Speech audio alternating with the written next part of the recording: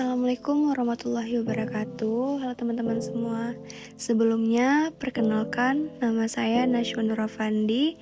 Saya dari program studi Pendidikan Bahasa Indonesia. Saya dari kelas A2 dengan nomor urut absen nomor 15. Pada video kali ini, saya ingin membahas tentang sejarah perkembangan kritik sastra di Eropa. Langsung saja, bagaimana sejarah kritik sastra di Eropa. Baik, sejarah perkembangan kritik sastra di Eropa dimulai pada abad ke-18 dengan munculnya gerakan pencerahan.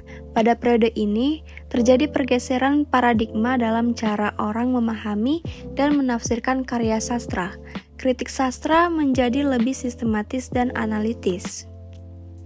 Maksud dari sistematis itu yaitu cara memecahkan masalah dengan mencari solusi yang lebih praktis.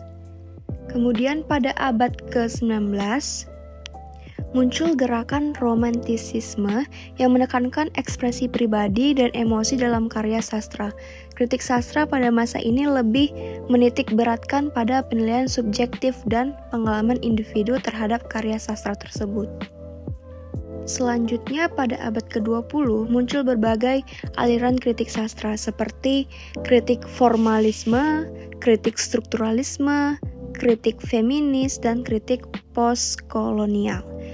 Ini masing-masing aliran memiliki pendekatan dan fokus analisis yang berbeda terhadap karya sastra. Seiring perkembangannya zaman, kritik sastra terus mengalami transformasi dan penyesuaian dengan perubahan dalam dunia sastra dan masyarakat.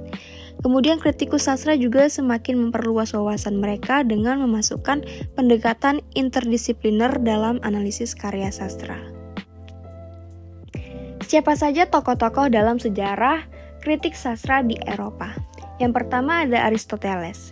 Sebagai salah satu tokoh penting dalam sejarah kritik sastra, Aristoteles mengembangkan teori drama dan tragedi yang mempengaruhi karya-karya sastra hingga saat ini. Ia menekankan bahwa pentingnya plot, karakter, dialog, dan tema dalam karya sastra. Yang kedua ada Samuel Johnson, seorang kritikus sastra Inggris. Pada abad ke-18, Johnson terkenal dengan karyanya A Dictionary of the English Language. Ia juga menulis esai dan kritik sastra yang mengulas karya-karya sastra terkenal pada zamannya. Yang ketiga ada T.S. Eliot, seorang penyair dan kritikus sastra Amerika yang menjadi salah satu tokoh utama dalam gerakan modernisme. Eliot mengubah pandangan terhadap puisi dengan karyanya yang inovatif dan kompleks seperti The Wasteland. Yang keempat, Roland Barthes, seorang kritikus sastra Prancis yang dikenal dengan konsep-konsepnya seperti Death of the Author dan Reader Response Theory. Barthes mempelajari hubungan antara teks dan pembaca serta pentingnya interpretasi dalam kritik sastra.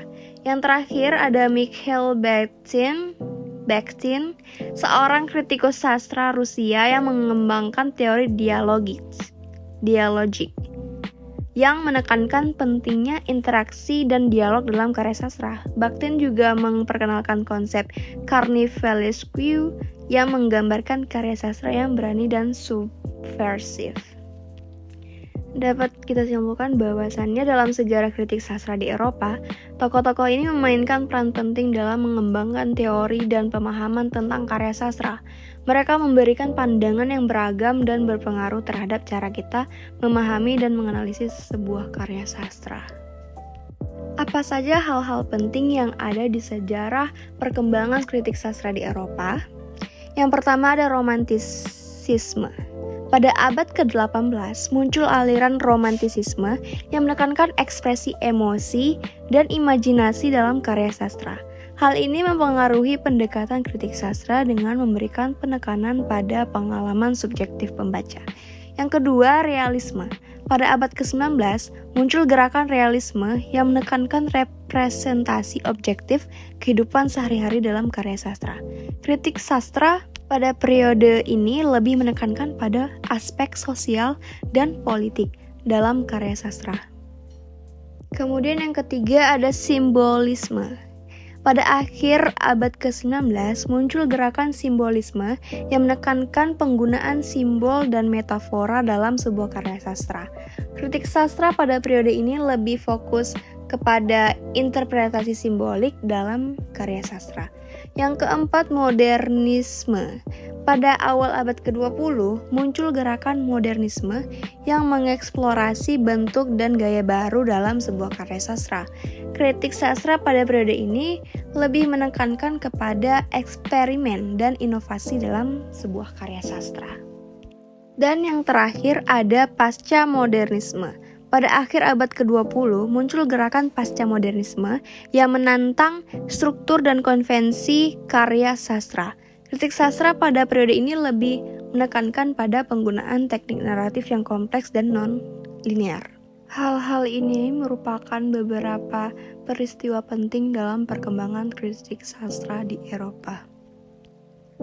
Dari penjelasan tersebut dapat saya simpulkan, yaitu dengan mempelajari sejarah perkembangan kritik sastra di Eropa adalah untuk kita memahami bagaimana pandangan dan pendekatan terhadap sebuah karya sastra telah berubah seiring waktu berjalan. Hal ini juga membantu mengenali kontribusi para kritikus sastra terhadap pemahaman dan interpretasi atas karya-karya sastra. Dengan mempelajari sejarah perkembangan kritik sastra di Eropa, kita dapat memperluas wawasan tentang beragam perspektif dan teori sastra yang telah muncul sepanjang sejarah. Baiklah, sekian materi yang dapat saya sampaikan pada video kali ini. Lebih dan kurang saya mohon maaf. Wabillahi taufiq walhidayah. Wassalamualaikum warahmatullahi wabarakatuh.